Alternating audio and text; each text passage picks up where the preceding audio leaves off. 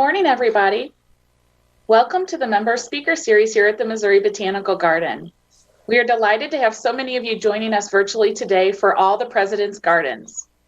Even though we will be talking about the White House today, I hope this program provides a nice diversion away from all that's going on in our country right now with the election less than 2 weeks away. Before I introduce today's speaker, I wanted to let you know about our upcoming Member Appreciation Days, which will run November 8th through 15th. Never has membership support mattered more than this year, as the Garden, like so many organizations, has faced challenges that months ago seemed unimaginable. But thanks to the unwavering support of so many of our members like you, the Garden keeps growing. To say thank you, our Member Appreciation Days will offer 8 days of special events, online offerings, and fantastic discounts, including 20% off membership. A signature part of the offerings is our next virtual member speaker series, our annual holiday decorating presentation on Tuesday, November 10th at 11 a.m. This year, Patty Porter from the Rusted Chandelier in Kirkwood will lead a fantastic demonstration to get your home ready for the holidays. I like to call this program the Garden's official kickoff to the holiday season. I hope you can join us. Registration is available online at mobot.org, or you can always call the phone number on the back of your membership card, and we'll reserve your spot by phone. Now it is my pleasure to introduce Marta McDowell, gardener, author, teacher, and historian. Marta teaches landscape history and horticulture at the New York Botanical Garden and consults for private clients and public gardens. Her latest book is Emily Dickinson's Gardening Life, which was released last year and published by Timber Press. Marta's other books include The World of Laura Ingalls Wilder, the New York Times bestselling All the President's Gardens, our topic for today, and Beatrix Potter's Gardening Life, now in its 7th printing. Marta is working on a new book about the secret garden and its author, Frances Hodgson Burnett, due out in 2021. Marta is the 2019 recipient of the Garden Club of America's Sarah Chapman Francis Medal for Outstanding Literary Achievement and lives, writes, and gardens in Chatham, New Jersey. We're so excited to welcome Marta virtually today. Before I turn it over to Marta, just a bit of housekeeping. We have opened up the Q&A function for you to type your questions. Marta will answer as many of these as time permits at the end. Thank you, and we'll now turn it over to Marta to share her screen. Thank you, Kate. And here we go. Let's see if everything cooperates. So I'm very happy to be here live from my office/guest room in Chatham, New Jersey. And we're going to be talking about this book, All the President's Gardens. And if you want it, I think you should be able to get it from the museum shop or certainly your local bookstore or any place online. If you want to get a signed copy, just ask the organizers. They can tell you a source that you can get a signed copy and have it mailed to you. Okay, so when I start working on a book, I like to find some little personal connection. And certainly no one in my family has ever been at the White House, either upstairs or as staff downstairs or on the grounds. But I did come across this image. It's of the South Portico, and it's probably around 1915. Now, all you plant people, if you look at the bottom left, you see one of those lovely hydrangeas around here, and I'm sure around you. They're very lovely this time of year. Among my family photos, I had this one. The woman in the poke bonnet is my great-grandmother, Catherine Nealon Ryan. She was born in County Clare and came to America as a young adult. And, you know, the hydrangea is really nicely sort of situated there. It's probably not the same species for the botanists among you, but it's just a reminder that, plants, like so many fashion items, do get tweaked by what is being planted at the White House, what's being worn at the White House, and etc. The picture from my family is taken in Lincoln, Illinois. That's where my mother was born and where I spent many delightful summer vacations, and the little girl in the picture is my mother.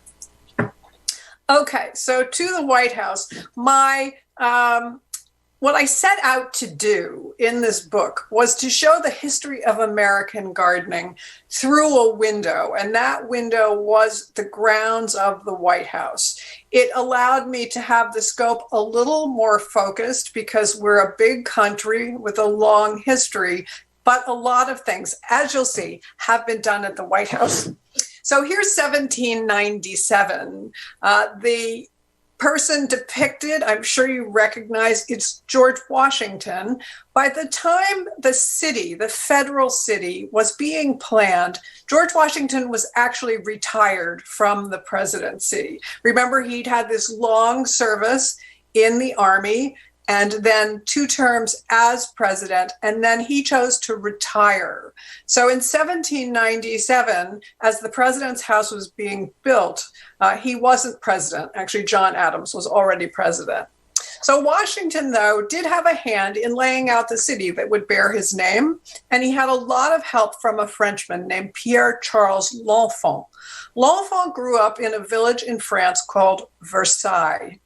He was trained in Paris. So, as most of you know, Versailles is the site of the big French palace.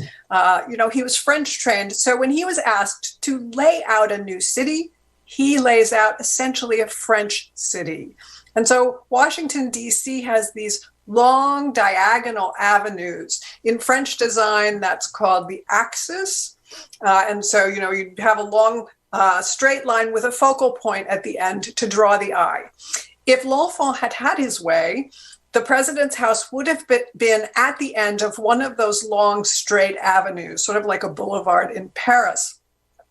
But George Washington had a whole shelf of English design manuals, and he was really following one of them when he said to L'Enfant in letters, they corresponded, to put the president's house up on a little rise of land, to have a better view, to actually see the river, the Potomac, and to have, better circulation of air and sort of show off the house.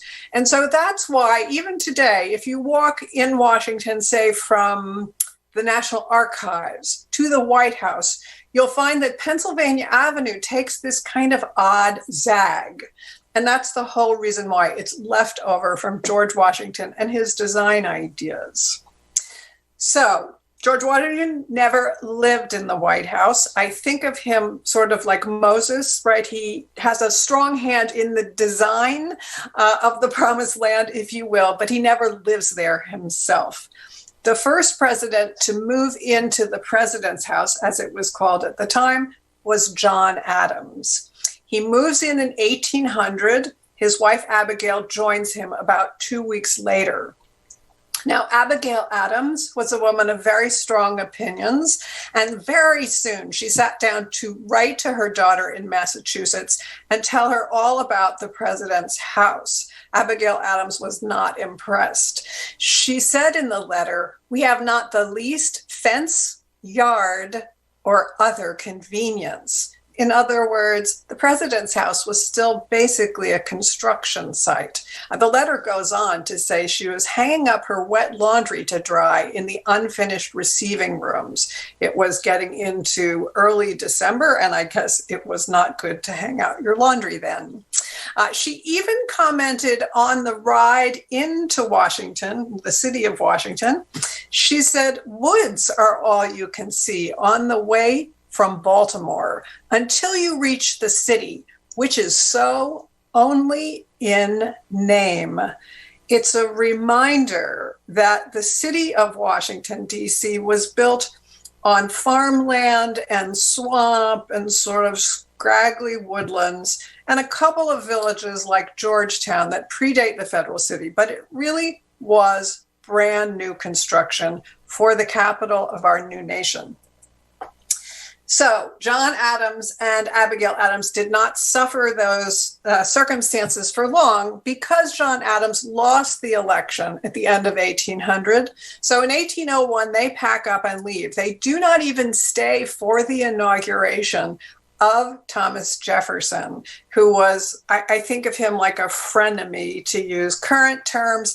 He was sometimes a great friend of John and Abigail. They had gone to visit gardens when they were both in Europe. but then he was a great political enemy. And then they didn't get to be friendly again until the end of their lives. So Thomas Jefferson, a lifelong gardener and great for a historic researcher, someone who wrote everything down about what he gardened. Now, it turns out that while he was president, so that 8 years, 2 terms, he didn't do much gardening outdoors at the president's house. That is because, again, Washington was being built, and so lots of things needed to get finished in terms of construction. Jefferson did have a hand in street tree planting in the city of Washington, along the streets to make it beautiful. And indoors at the president's house, in his study, which he called his cabinet, he grew plants. So he was an indoor gardener. He grew geraniums. Now, today they seem like a dime a dozen. Then they were really a very exotic import. Geraniums came from South Africa, and they were very unusual at the time. So these big, old, sort of fuzzy geraniums.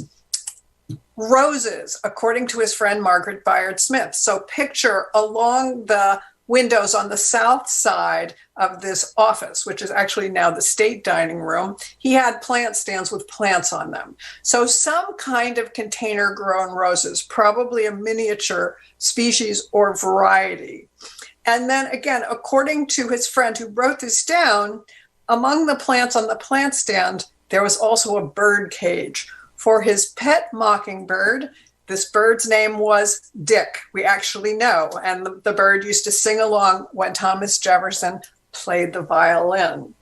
So a little bit of an indoor gardener. And of course, Jefferson, think about Monticello. Jefferson was always tinkering with Monticello, both the building and the gardens through his whole life. And he started doing that with the plans for the grounds at the president's house. So toward the end of his second term, he sits down with architect Benjamin Latrobe, and they start to draw a plan.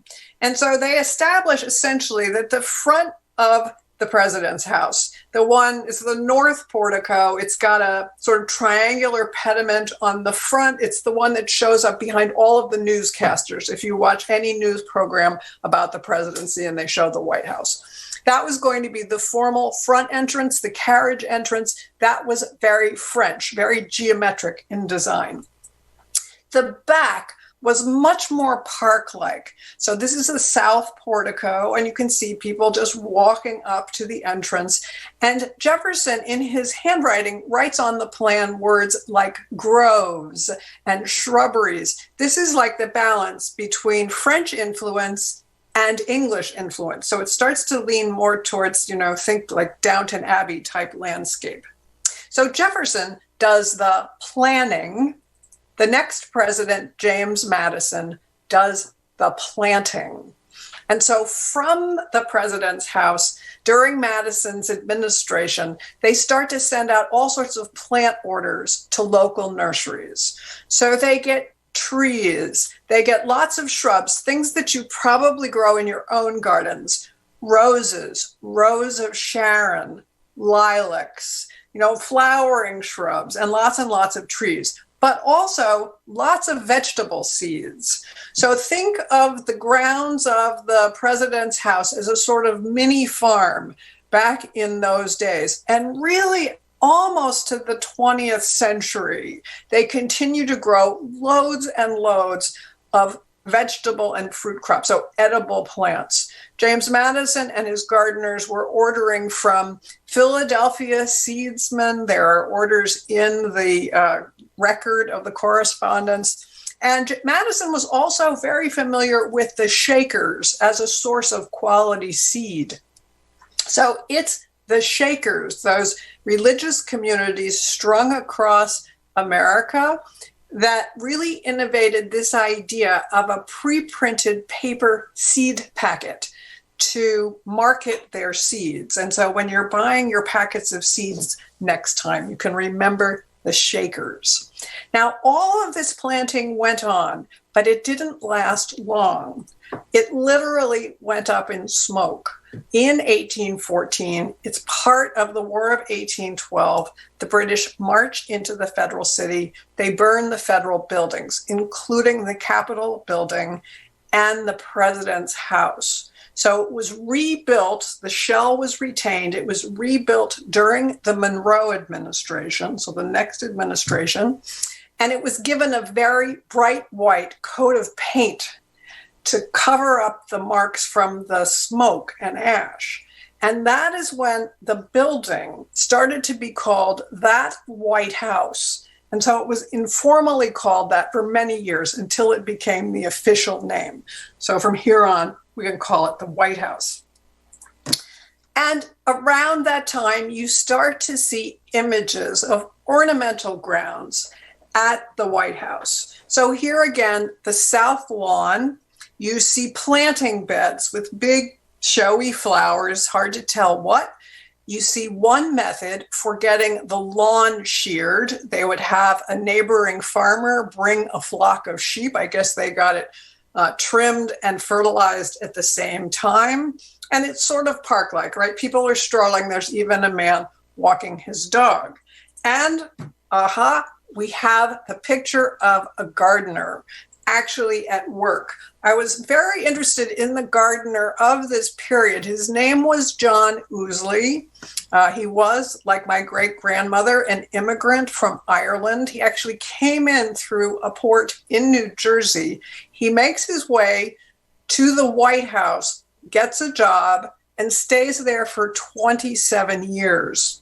John Ouseley was very important because he actually taught one of our presidents how to garden. That president was John Quincy Adams. Now, Adams had been part of a very hotly contested presidential race of 1824. He and Andrew Jackson were the front runners. They were really neck and neck. It was quite contentious. Jackson actually won the popular vote, but it was thrown to the House of Representatives. It was that close. And through an interesting kind of set of technicalities, John Quincy Adams got to be president. Jackson supporters thought this was terribly unfair. They basically fought him during his whole single term as president. And John Quincy Adams was, I think, kind of depressed. They wouldn't have said it in those terms in those days. But if you read his diaries, they're all in the Massachusetts Historical Society. They're also all online. So if you have nothing to do this winter, his penmanship is good, and there are something like 40 volumes of them. But at any rate, John Quincy Adams, if you read the part during the presidency, you can tell he's just sort of having trouble getting going in the mornings. And he discovers gardening. And you start to see mentions of Mr. Ouseley, his gardener, and specific plants. He calls Ouseley my nomenclator. So John Ouseley, this Irish gardener, was teaching John Quincy Adams about the botanical names of plants. Adams was quite learned. He was a lawyer. He'd been a diplomat. He spoke several languages. He starts to order all sorts of books about gardening, including books in French, particularly about trees. He was quite taken with trees and the importance of trees in America when most of the eastern seaboard had been deforested, right? All the woods basically were being cut down. So he started collecting seeds. He'd plant them out in the garden before his workday started. He was very hardworking, a very smart man. He would get up in the morning before dawn. He'd take a walk. He'd work in the garden for an hour. He'd read a chapter of the Bible, have breakfast, and go to work. So John Quincy Adams, I just kind of fell in love with. And so I went up to the Massachusetts Historical Society in Boston. And I'd like you to picture yourself, if you've ever done this, on a microfilm machine, the kind that you actually stick a reel of actual film on a machine, and it's got another reel, and it's kind of makes this sound. And I'm looking at diary pages, which I've seen online, and I come across this, which I have never seen. And my heart rate goes up, which you can tell a little something about what makes me very excited because I can tell, even though it's in black and white, that it's a tiny picture, a drawing of a tree seedling. And in John Quincy Adams' handwriting, there is a propagation record for this tiny little apple tree. And there it is in color. And so it appears in the book, I think, for the first time in print. I know it's John Quincy Adams' handwriting. The archivist there confirmed that. There was no confirmation that he did the drawing. So it might have been him. It might have been his daughter. It might have been his wife. We don't know who did the drawing. But we know that he planted an apple seed in 1827. He saw it growing through 1828, and eventually it got planted out onto the White House grounds. It is sadly no longer there, but he planted many trees there. He started America's first forestry project. And I'd love to keep talking about John Quincy Adams, but we have a lot of material to cover. So after Adams's one term, in comes roaring Andrew Jackson. Jackson was immensely popular, and he just had a huge following. And I know from my research on the internet that he was cool, because I found this. Yes, which is positive proof that some of us have too much time on our hands, and we'll move right along. And I'll just tell you about Jackson's inauguration party. So he comes to Washington to be sworn in. And just like now, there's a big party afterwards, and all of your supporters get to come. They worried. It was so crowded. They worried because they thought Jackson might not be safe. There were that many people in the house. And so if you're all party planners, remember this for next time. They moved the barrels of whiskey out to the garden, and that got the crowd out of the house.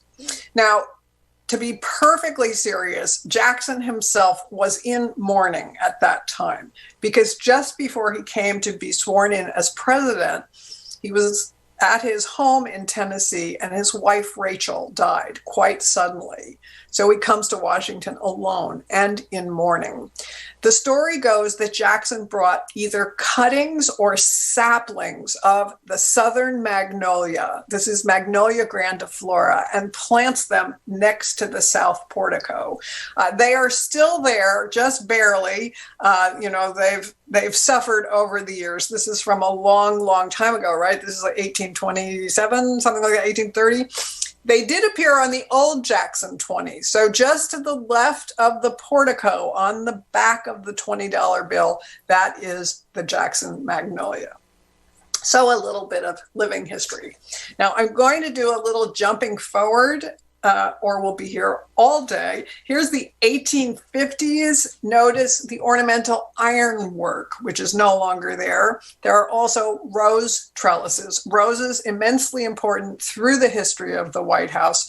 And the statue shown in the drawing is actually the one of Jefferson that is in the Capitol Rotunda now. And we'll move right ahead to the presidency of James Buchanan. James Buchanan was a bachelor. He was from Pennsylvania. When he became president, he brought with him his niece. Her name was Harriet Lane. Harriet was young and very stylish.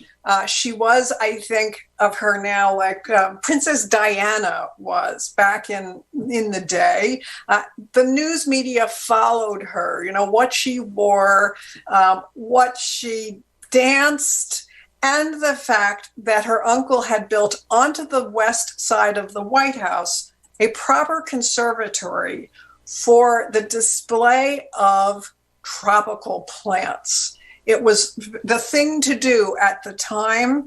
And if you think about the timing, right, the Missouri Botanic Garden is started in 1859. So, it's just that time frame that people are passionately interested in the diversity of plant life in the world.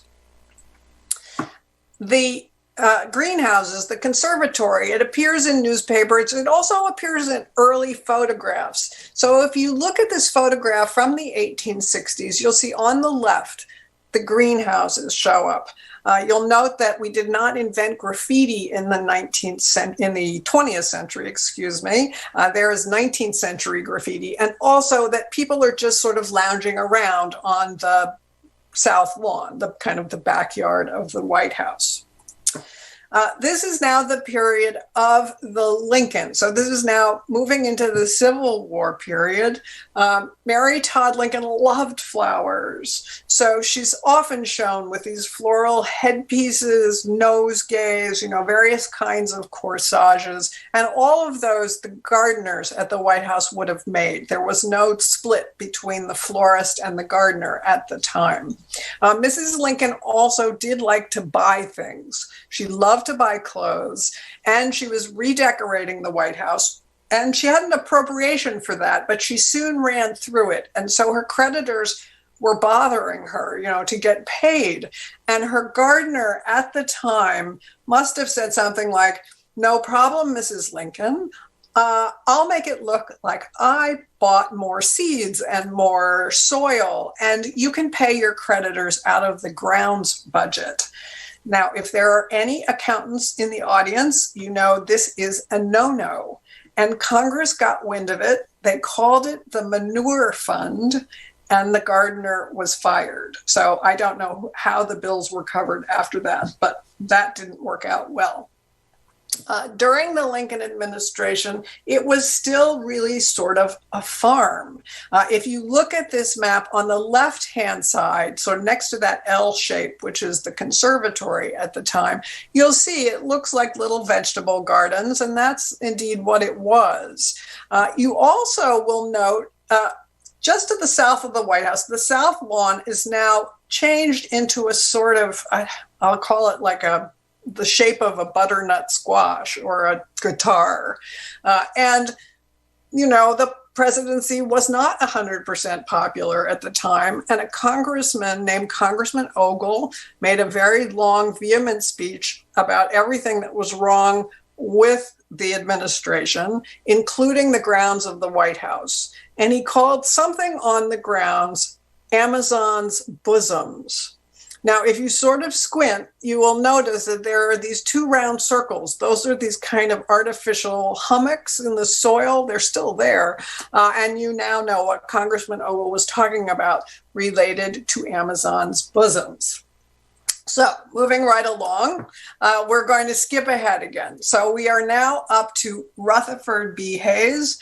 Rutherford B. from Ohio. I now remember Rutherford B. rhymes with tree, because he and his wife, Lucy Webb Hayes, started the tradition of commemorative tree planting at the White House. So planting a tree in honor of someone or some event.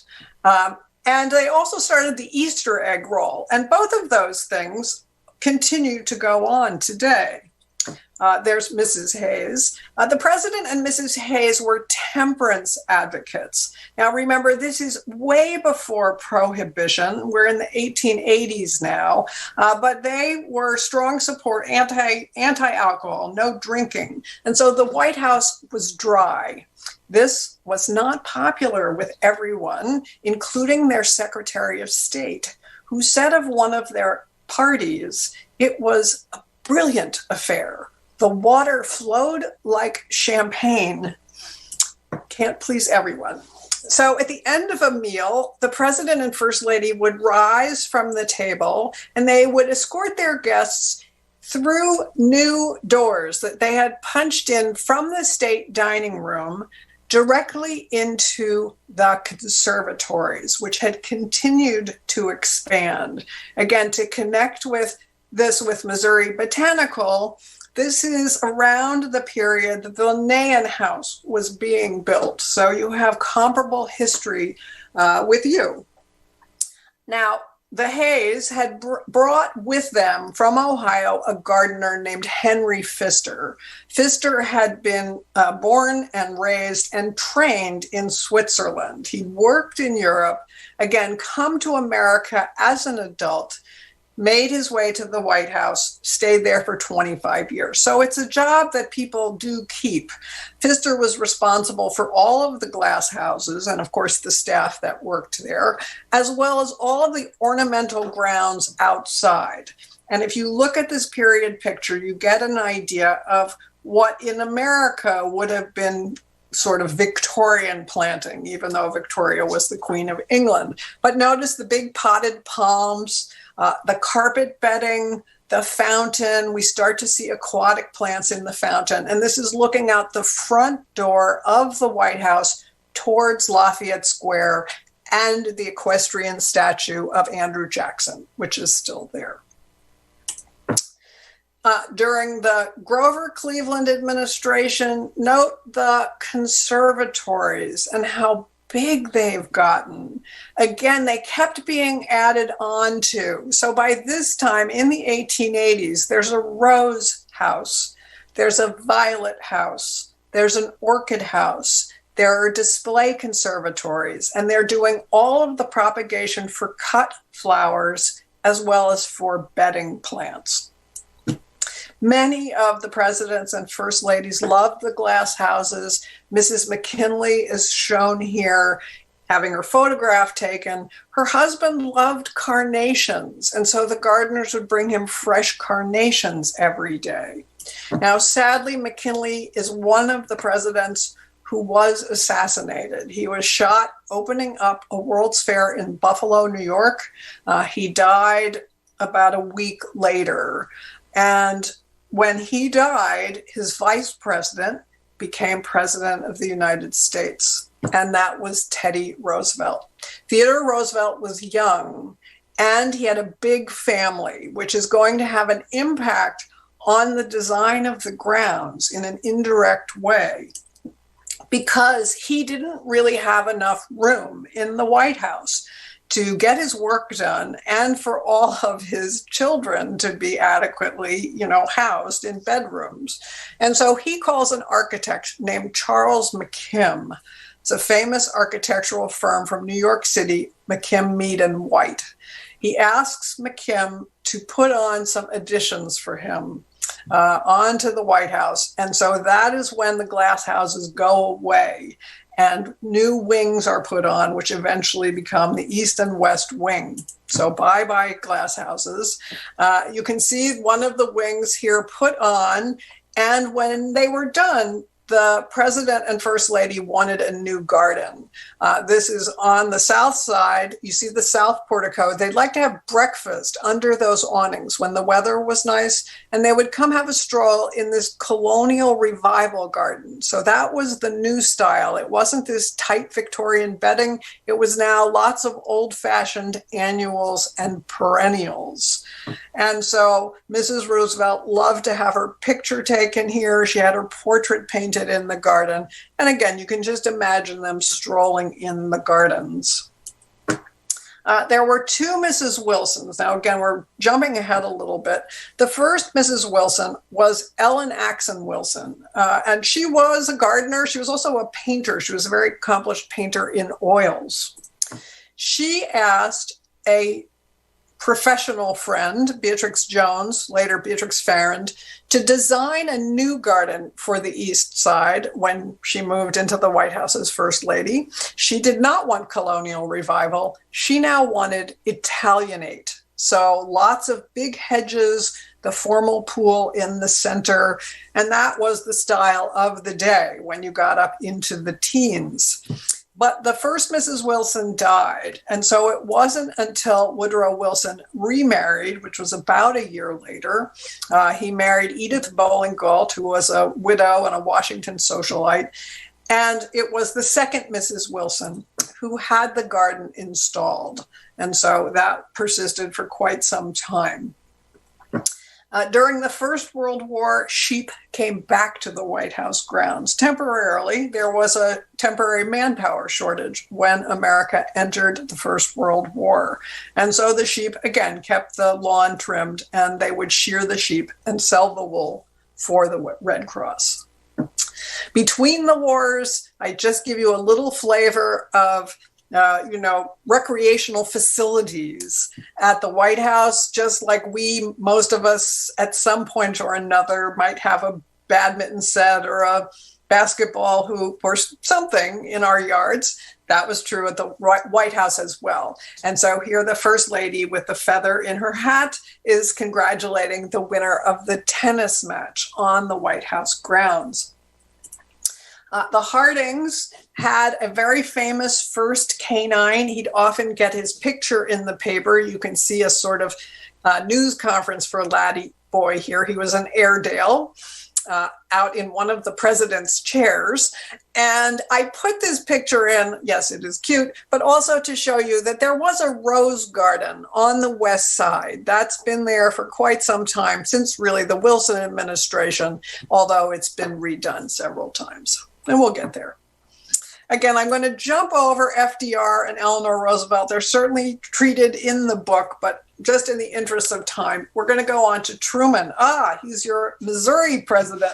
So Harry Truman, I love this picture. He's with a magnolia stellata, a star magnolia, and he goes to Congress and asks for a little privacy.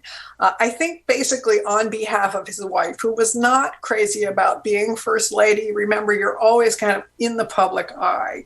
So Truman goes to Congress with two models. These are, little architectural models of the White House and the South Portico. On the top is the South Portico with the awnings. That's how it was. On the bottom is his proposal, which is take off the awnings, put on a balcony. And that is indeed what eventually happens. It, I think, cost something like $15,000, which seems like a great bargain nowadays. It was just a wonderful place to be, where you were out of the public eye, but you could still be outside, right off of the private residence. The Trumans, unfortunately, didn't get to enjoy it for long because the White House started to have structural problems. And so they were moved into Blair House. And the White House was basically rebuilt yet again from the inside. Now, when they were about to move back into the White House, Harry Truman got an instant garden. He would have been perfect on HGTV. The newspaper said things like, they're rolling out the lawn like wall-to-wall carpeting. So I guess people hadn't seen sod as much in those days. And look at the size of the boxwoods that they are transplanting. They've brought them in from a nursery in Maryland. That's actually a very famous nursery, Goody and Sons. And they plant them next to the North Portico.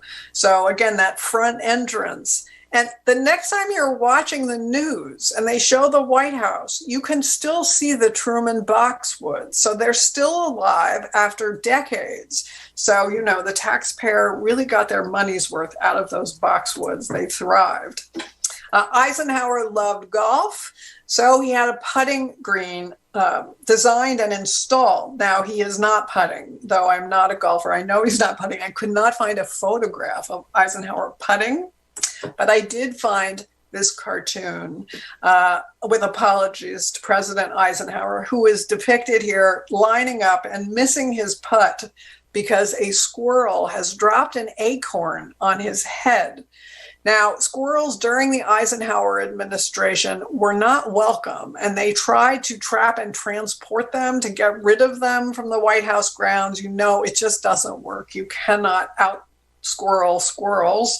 And I will say that someone in Congress started a Save the Squirrels campaign. So, not that much has changed since the 50s.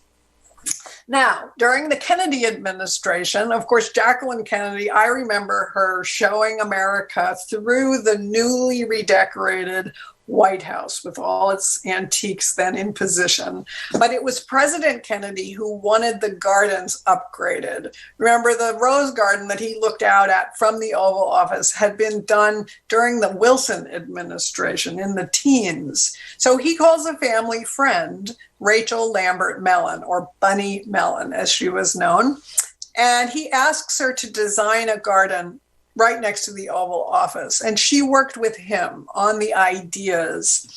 And they went to implement it. And it's quite interesting what you find when you dig at the White House. So they came up with things like horseshoes from the old stables and bits of the old glass houses. And one day, and remember, this is right before the Cuban Missile Crisis, they cut through the national security telephone line and triggered an atomic alert. So the moral of the story is, regardless of who you are, call before you dig. This was the rose garden that was installed. Now the roses are in there, it's just spring, so they've been pruned down, but look at all of the tulips. Something like 3,000 tulips were ordered for the first planting. And they had these very lush Catherine crab apples and these beautiful Kingsville dwarf boxwoods. It was an immense success. And so the Kennedys asked Mrs. Mellon to design a companion garden for the east side. Remember, the rose garden's on the west side, and you have the east wing. And so she did, and it was about to go in, sadly, when the Kennedys were leaving for Dallas. And so this was not installed until the next administration. Lady Bird Johnson did dedicate the garden to Jacqueline Kennedy, which is why it's sometimes called the Jacqueline Kennedy Garden.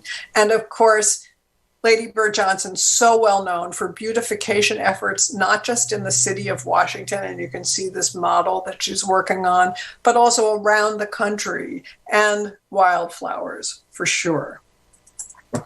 The gardens have been used for so many things. So one of the Nixon daughters got married out in the rose garden. You see it all set up here for the ceremony. Actually, it's just after the ceremony.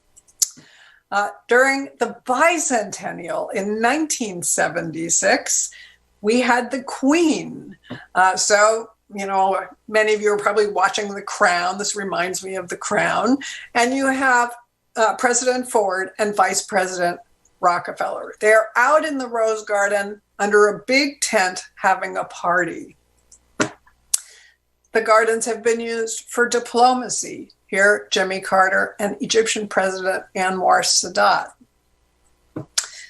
There have been many children and lots of different play equipment for the children.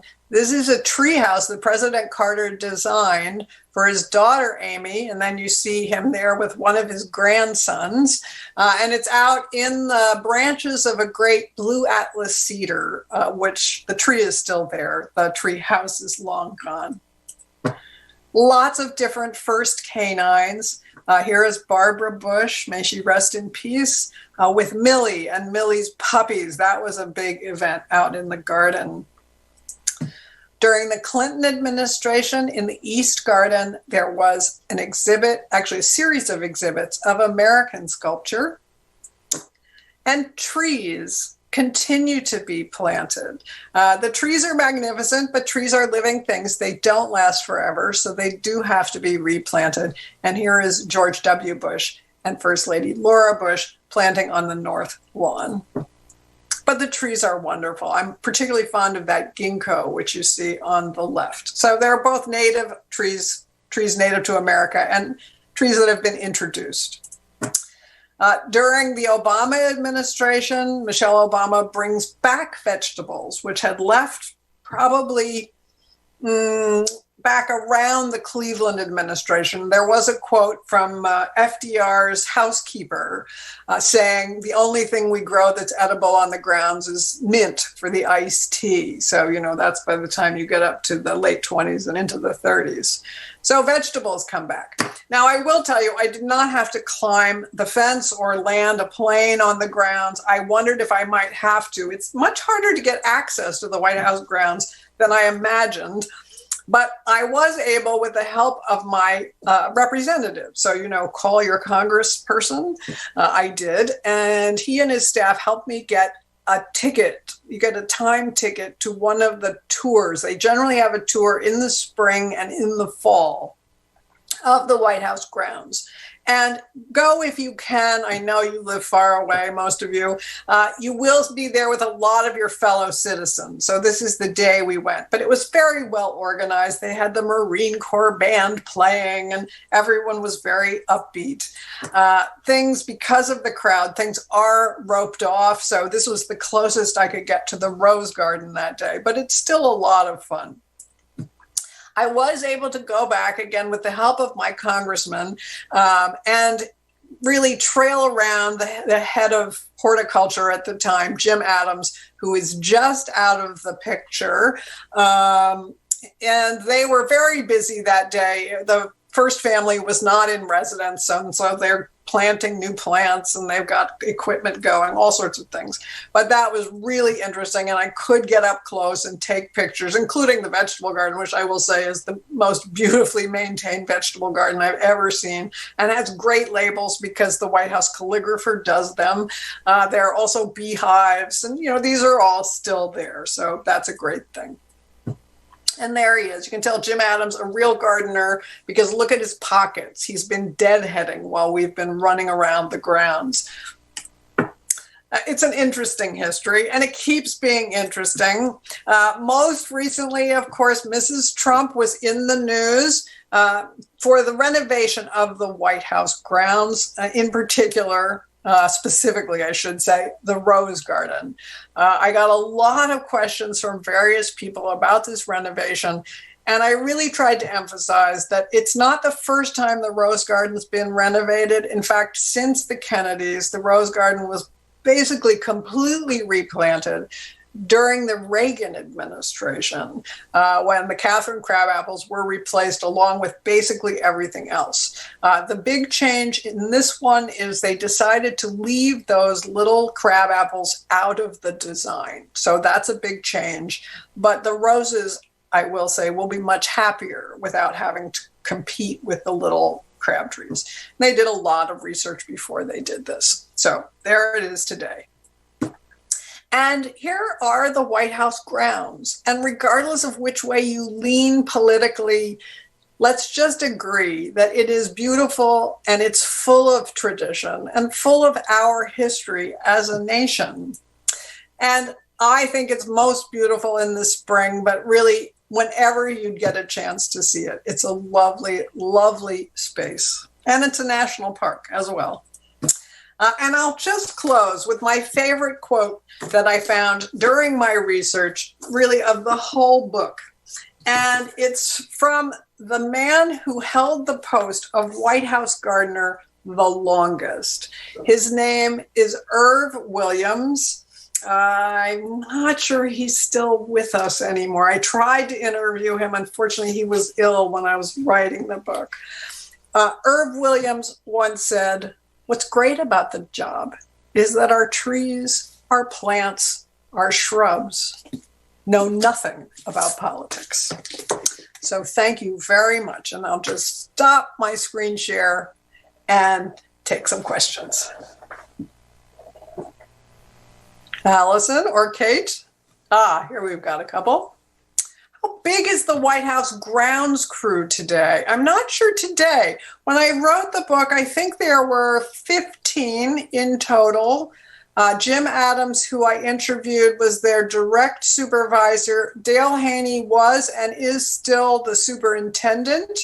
So I guess that would add another one or two.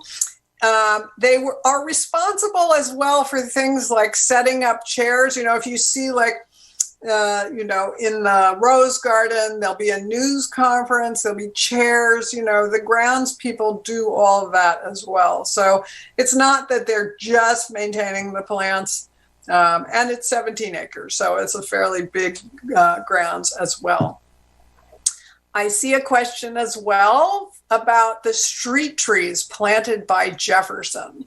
Well, I'll tell you two answers to that. The one that he wanted to plant was the willow-leafed oak. It was really one of Jefferson's favorite trees. It's Quercus phellos, Phellos, willow-leaved oak. And if you go to Monticello, you will see those used quite a bit. He didn't have the money. He ran out of budget for trees. So he planted Lombardy poplars. They were popular at the time for street trees. Think of, like, if you can imagine France and those really tall, skinny trees that they plant along roads. It's a nice effect. It turned out that Lombardy poplars are not long-lived. And so that's why you never see them planted for a street tree in America now. Well, I shouldn't say never, but, as far as I know, it's just not used anymore. So that's kind of two answers. Sherry asked, would I repeat the quote? Yes. The quote from Irv Williams is, what's great about the job is that our trees, our plants, our shrubs know nothing about politics. And he said that in 1994. What happened to Michelle's vegetable garden? So the White House vegetable garden is still there. That's what happened to it. Still very much going. Cynthia says, what changes would I like to see in the White House gardens in the coming decades? So I'm a great advocate of native plants for insects and thus for birds, and then the whole food chain. If you've never read any of Doug Tallamy's books, I can highly recommend them, because it just sort of opens your eyes to, oh, I understand now why it's better to plant an oak than it is to plant a Zelkova. And so, as they have the opportunity to replace plants, I hope that they'll use more native plants. One person asked, was it a long process to get tickets? Actually, it was incredibly short, and that was the problem. So we found out the week of the White House garden tour that we had tickets, which meant that we had to get ourselves to Washington, which is much easier for me than you. It's a drive, but it's still, like an 6-hour drive. Okay. What inspired me to pursue this topic? So this is actually exactly how it happened. I called my editor, Tom Fisher, at Timber Press, and I suggested that I write a book about those people in Concord, Massachusetts, who all wrote together, people like Thoreau and Emerson and Louisa May Alcott and Hawthorne. They all gardened together as well. So I wanted to write about that. He didn't think, he thought he'd buy it, but no one else would, to put it bluntly, and to quote him. And so he suggested I write a book about the history of American gardening, and that's how this happened. Were the conservatories moved? No, they were not moved. I think they were kind of out of date by that time, and so they were just taken down. The plants were all moved to other propagating grounds. The Department of Agriculture had big propagating greenhouses near the Washington Monument. I think a lot of them went there. Do you have to go through your representative to get a ticket for the White House garden tour? As far as I know, yes. There may be other ways, but I had never heard of it until actually my representative and his staff said, this is one way we can get you in. And so that's how it started. And so if there are other ways, I'm not sure what they are. So at least start by calling your representative. Are these photos included in the book?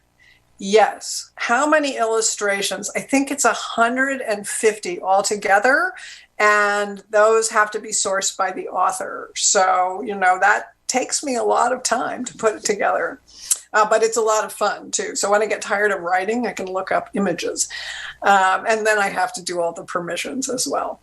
Do the gardens have mostly native plants or mostly non-natives? I am sure if you counted them, it's mostly non-native. I recently did an inventory of my own garden because Tallamy's latest book talks about having 70% native plants to have a supportive, sort of food web on your property. And my yard. It's not big. It's about maybe half an acre.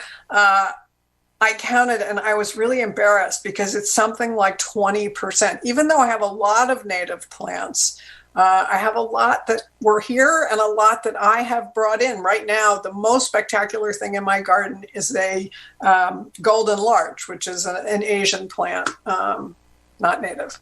Are the grounds part of the national park system? Yes, absolutely.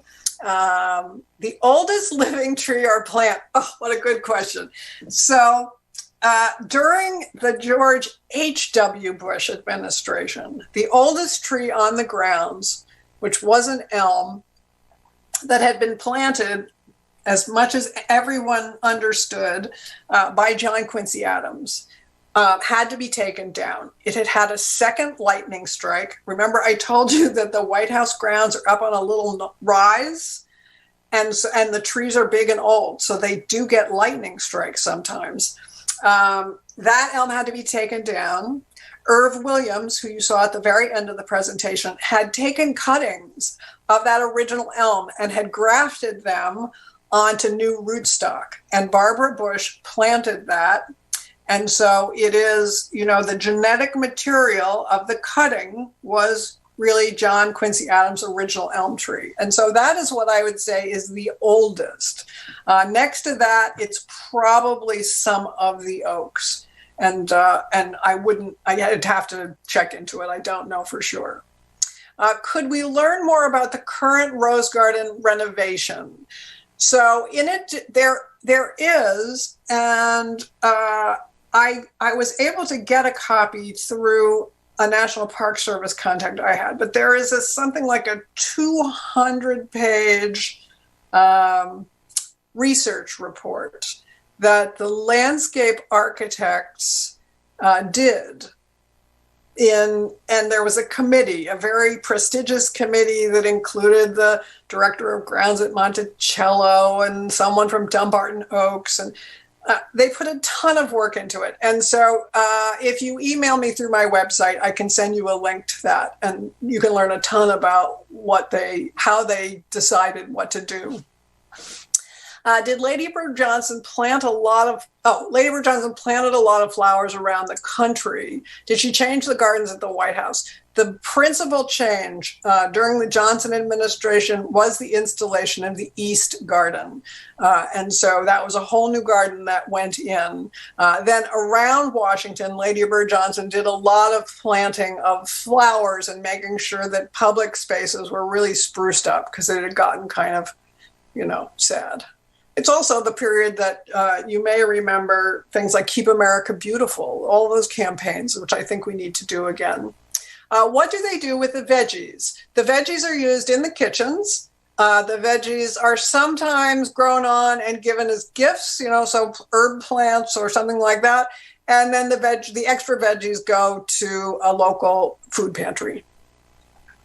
It sounds like each president is pretty much allowed to personalize. And so this is really fascinating to me. And it was sort of stunning. I asked Jim Adams this question, well, what happens if the next president, wants to do X, Y, Z, or, wants to pave over the vegetable garden? And he said, well, the way we operate is that there's a planning commission for the White House grounds, and for Washington in general. That was kind of started under the Franklin Roosevelt administration because Frederick Law Olmsted Jr. did a plan for the President's Park, as it's called, and it was strengthened during the Kennedy administration after it's particularly the interior decorating. So there's a committee that reviews it. There's landscape architects on the committee.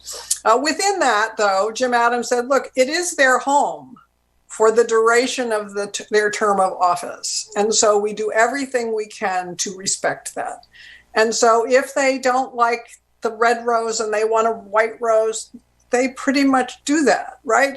They're the president and the first family. So that's, I hope, the answer to your question. How large are the grounds? 17 acres. Do the grounds crew use chemical or organic measures or both? The answer is both. So they try to have a very strict IPM discipline, integrated pest management, which means you use the least toxic approach to try to control whatever pest and disease problem you have. Oh, bless you, Jane, for asking. My next book is going to be about The Secret Garden, and its author, whose name is a mouthful, it's Frances Hodgson Burnett, who was very, very successful during her day. She wrote something like 40 novels, but basically is remembered for The Secret Garden, for Little Lord Fauntleroy, and for another children's book called The Little Princess, even though she was really a writer for adults. But she was super interesting, and she was a gardener as well. What was my educational background? I was an American Studies major in college, so I always loved history. I had a 20-year career with Prudential and got a master's degree in information management, which it actually is more helpful to me now than it sounds. And then I decided to change careers with the help of a miracle, which was called a separation package from Prudential. And I took a landscape design certificate at the New York Botanical Garden. Did Franklin Roosevelt have much influence with the gardens? Yes, the grounds were really reshaped during his administration. Franklin Roosevelt was also absolutely passionate about trees, like John Quincy Adams. And so he brought in the Olmsted Brothers firm. So this is not the designer of Central Park, but actually his son and his nephew. So they came in and did a whole set of recommendations for the White House grounds, and a lot of sort of horticultural bric-a-brac was cleared out at that time to open up the view from the south portico to the Washington Monument, which is the big, long view. And so that was a big change at the time, and they've retained that ever since. Now, Celeste says, I have a large silver bowl that has flowers inside. You mean painted inside, I assume, from the era of Lady Bird Johnson. I'm sorry, I don't know anything about that. There are books about White House china. That's a whole history in and of itself. And there were first ladies who did china painting. And so that's very interesting history, but not anything I know about. Now, I think we're out of time. I see Kate, so over to you. Well, I just want to thank everybody for the great questions, and Marta for moving through those questions so quickly like a champ. We were able to answer everybody's questions. But I want to thank also everybody who joined in today. We had nearly 200 people join us, so a great crowd. As a reminder, our next speaker series is on November 10th. It'll help us get ready for the holidays. So that'll be a fun one. And again, if you need to register, just mobot.org or just call the number on the back of your membership card. And again, I think we have many folks clapping from home for you, Marta. We really appreciate you joining us today. So take care. Bye-bye, everybody. Thank you.